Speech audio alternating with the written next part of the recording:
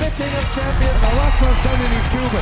He does the job that he needs to do and get that back on the exit. Absolutely brilliant. We just witnessed the greatest moment in Welsh history as an esport. It was absolutely incredible. Overcome the biggest team to win the Intel Extreme Masters. Welcome to Intel Extreme Masters World Championship. Welcome to CeBIT Hanover. And welcome to Intel Extreme Masters World Championship. Hey, welcome to CeBIT Hanover. And welcome to the Intel Extreme Masters World Championship. The fifth stop of the Intel Extreme Masters League attracts the best players from all over the world to CeBIT in Hanover. In 5 days, we will determine the absolute best of the best in StarCraft 2, Counter-Strike 1.6, Quake Live, and iRacing.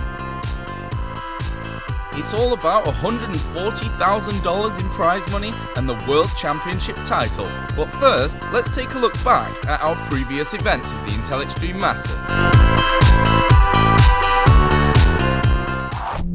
First was the Global Challenge in Shanghai, won by the Counter-Strike 1.6 team Fnatic from Sweden. They were the first to qualify for the Intel Extreme Masters World Championship in Hanover.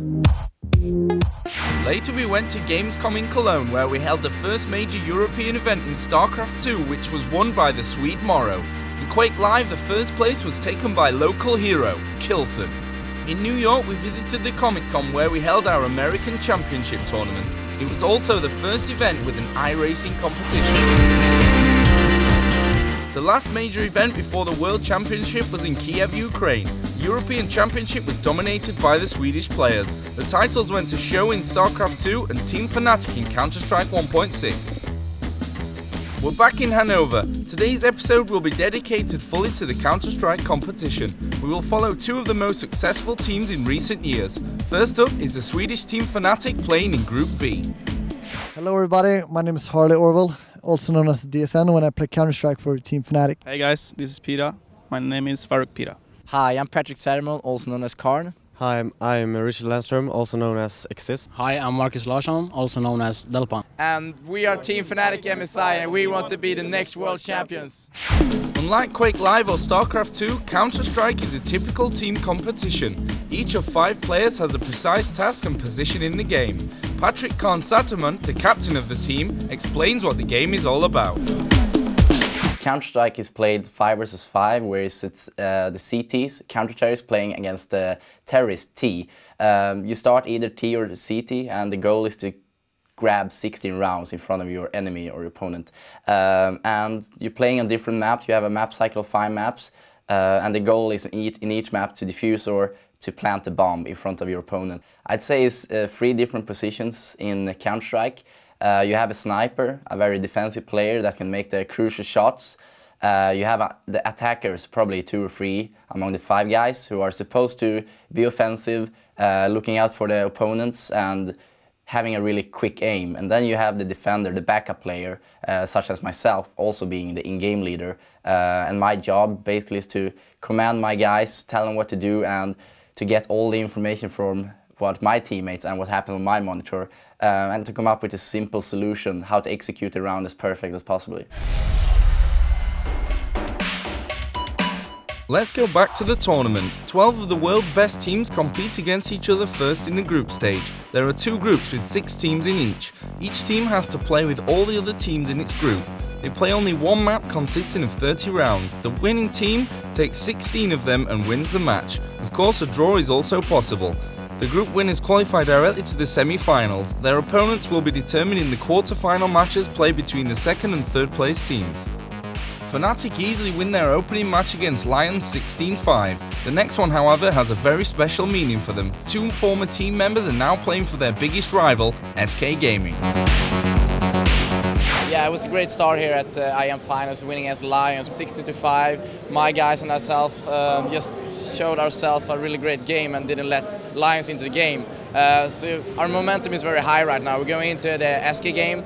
It's going to be, I'm not sure about the map yet, but playing 2 former teammates is going to be add a bit more spice to the game, so to speak. It's going to be really thrilling to play them and maybe, hopefully, show them who are the best team in the world. The match goes anything but according to the plan. On the map DE Nuke, Khan's guys simply cannot cope with the SK players. After the first half on the CT side, they're losing 4-11. It's time for some psycho tricks played by their ex-teammates.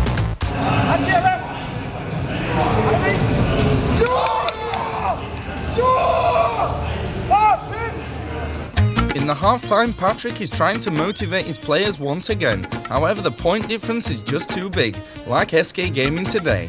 With the final score 7-16, Fnatic lose their first game in the Intel Extreme Masters World Championship competition. Yeah, well, I don't think we need to change that much. You have to see it. It was one map. One map is fairly random, and I guess a strong team you can lose on one map. It's not fine, but it happens time to time.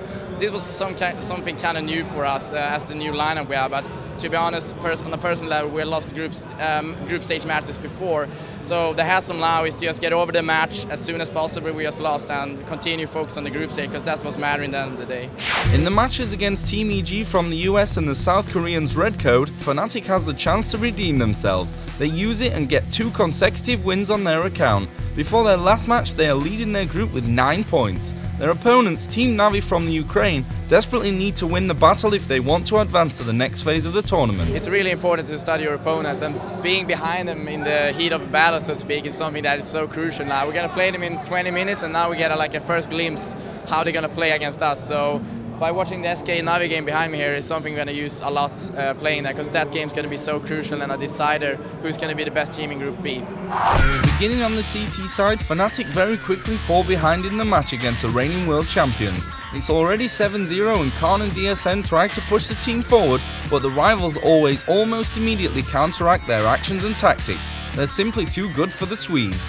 It's 12-3 after the first half, the team switch sides, but even as terrorists, Fnatic cannot find a way to defeat NaVi. With the result 16-7, they lose their last group game. Still, they advance to the playoffs in the 3rd place of their group. Well, I think you saw from our faces when we lost against NaVi. We didn't know anything about the other game going on between the Koreans, Red Code against Lions. We thought that Lion would easily win that game, so we actually thought we were out of this tournament. So it came like a heaven sent that we're still in the tournament. We came out not on top, but as a 3rd place finishing Group B in a group that is called Group of Death. So we're going to use the next 24 hours to just relax and starting to focus on the playoff, because that's what really matters in a tournament such as this.